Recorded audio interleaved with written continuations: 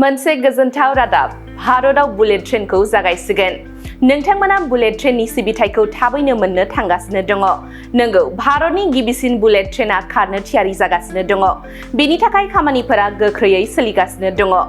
Rail मन्त्री अश्विनी वैष्णवआ मोनसे video share खालामदों आरो लिरदों, मुम्बाइनिफ्राय अहमदाबादसिम बुलेट ट्रेन मावथांखिनि थाखाय 300 किल'मिटार गोलाव वायाडाक्ट एबा रेल लामाया आबुं जाबाय। दासिमाव गुजरातनि सुरतनि खाथियावबो 40 मिटार गोलाव बक्स गर्डार बानायनायाबो जाफुंसारै आबुं जाबाय। मख'नो गोनांदि बे मावथांखियाव आबुं स्पान लन्चिं बिरोंदामिनखौ बाहायनाय जादों। बे समाव 383 किल'मिटार फायार, 401 किल'मिटार फाउन्डेसन आरो 326 किल'मिटार गर्डार कास्टिंखौबो आबुं खालामनाय जाबाय होननानै फोसावबावदों मिरुनि रेल मन्त्री अश्विनी वैष्णवआ। रिपर्टनि बादिब्ला रायजोआव फ्राय 157 किल'मिटार ट्रेक बेड दोननाय जादों।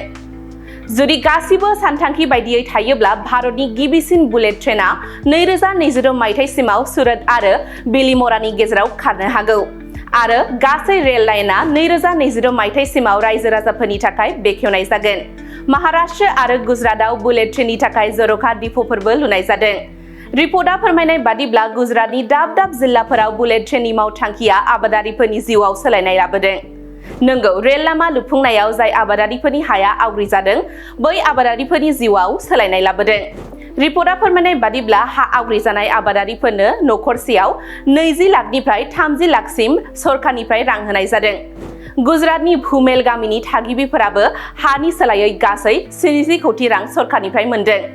भारतआव बुलेट ट्रेननि मावथांखिखौ लाबोनायनि उनाव दायो आबादारिफोरनि थासारिया सिगांनिफ्राय गोबां सोलायबाय होननानै रिपर्टआ फोसावदों। এটা ভাল ঘোষণা। বঙাইগাঁও মেডিটেক এলাইট হেল্থ ইনষ্টিটিউটৰ 2025 আৰু 26 বছৰৰ DMLT laboratory technician, X-ray and imaging technician, ECG technician, pharmacy assistant, dental hygienist, emergency technician আৰু নাৰ্ছিং কেয়াৰ এছিষ্টেণ্ট কোৰ্চৰ নামভৰ্তি কৰাটো এতিয়া চলি আছে। নামভৰ্তি কৰা বিষয়ৰ বাবে জানিবলৈ ব্যক্তিসকলে 9395558676 নম্বৰত যোগাযোগ কৰিব পাৰিব। मोनसे गोजोनथाव फोसावथाय। बङाइगाव मेडिटेक एलाइट हेल्थ इनस्टिट्यूटआव इंराजि बोसोर 2025-26 मायथाइनि थाखाय DMLT laboratory technician, X ray and imaging technician, ECG technician, pharmacy assistant, dental hygienist, emergency technician आरो नार्सिं केयार एसिस्टेंट कोर्सनि मुं थिसननाया सोलिगासिनो दङ।